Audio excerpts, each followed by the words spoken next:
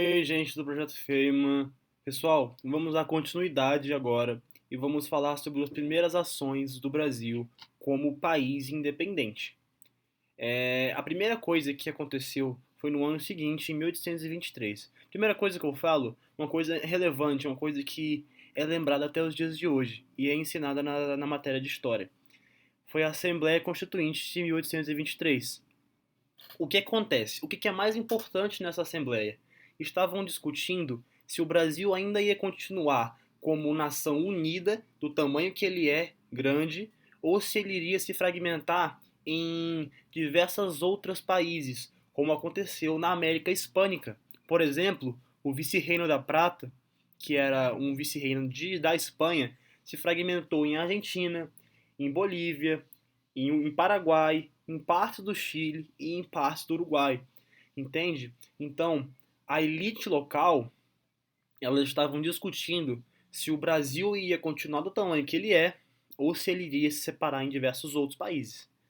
É importante falar que as elites elas estavam disponíveis a negociar o futuro de uma possível nação nova, entende? O Brasil ainda não estava consolidado como nação independente, entende?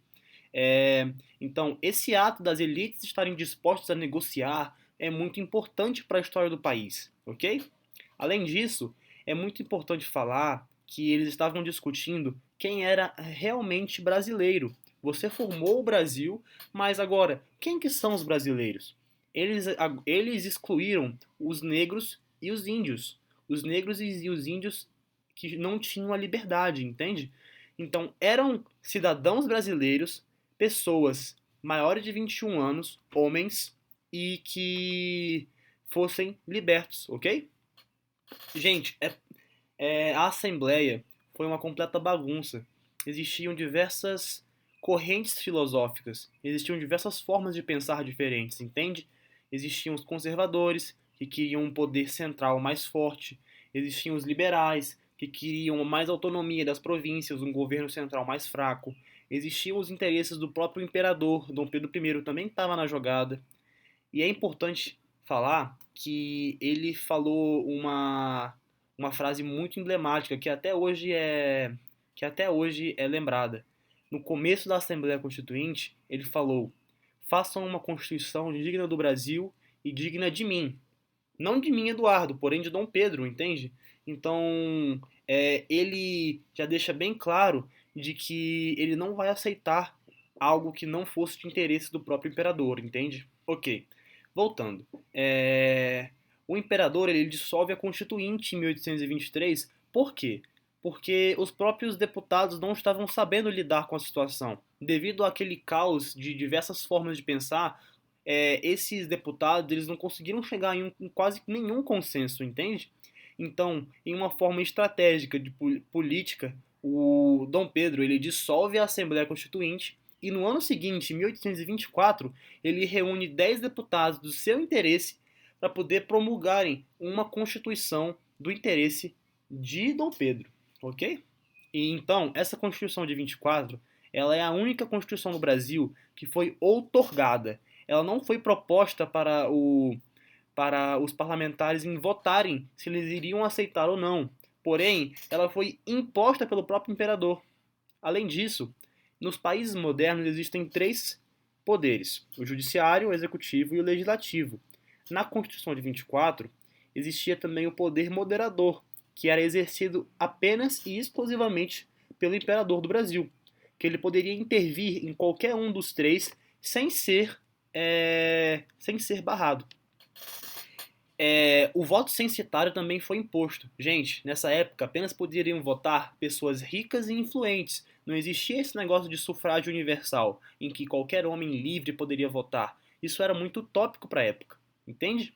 No Brasil, existem países que já estavam negociando esse sufrágio universal, ok? O que aconteceu de revolta mais importante nessa época? Eu falei lá na Revolução Pernambucana de 1817 que Pernambuco era um estadozinho que gostava de se revoltar, não é? Então agora vamos estudar mais uma revolta de Pernambuco, que foi a Confederação do Equador de 1824, ok?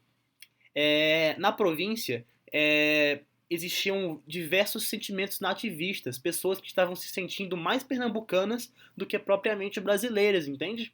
E além disso, eles queriam a autonomia da província. Eles não queriam mais ficar pagando os impostos pesadíssimos que não ajudariam eles em nada, entende? Impostos que para poder sustentar uma corte que vivia no Rio de Janeiro, que muitas das vezes não dava nem 10% do que eles pagavam de volta. E também a agricultura da cana-de-açúcar e do algodão estava em crise, entende? E a elite agrária estava insatisfeita, porque ela tinha que pagar altos impostos que estavam cada vez mais aumentando e a sua renda, que era a agronomia, ela estava cada vez mais entrando em declínio, devido ao comércio de algodão lá nos Estados Unidos e também na região das Antilhas do Caribe, ok? As causas da Revolução, da Confederação do Equador, as causas filosóficas, foi o autoritarismo do imperador, entende? O imperador ele estava impondo basicamente o que ele queria com a Constituição de 1824 e estava excluindo os interesses das outras províncias, ok? Então, em um ato extremamente autoritário, o imperador impõe a Constituição de 24 e esses revoltosos da Confederação do Equador não aceitaram, entende? E além disso, a crise econômica, como eu falei, na crise lá da agricultura. E a nomeação de um presidente de província indesejado por eles. Na época, o governador, na época chamado presidente de província, era elegido pelo próprio imperador. E o imperador, ele botou lá no cargo uma pessoa que nem de Pernambuco era. Então os pernambucanos olharam para lá e falaram: não, eu não vou aceitar isso. E os planos dele eram emancipacionistas, ou seja, eles queriam se separar do Brasil, eles queriam fundar uma república federalista, ou seja, uma república em que o poder central é fraco e que as elites locais tinham bastante poder, entende? E uma república liberal, ok? A revolta foi o estopim, foi a proclamação do presidente de província. Quando esse presidente de província botou os pés em Pernambuco, quase que imediatamente aconteceu o levante, ok?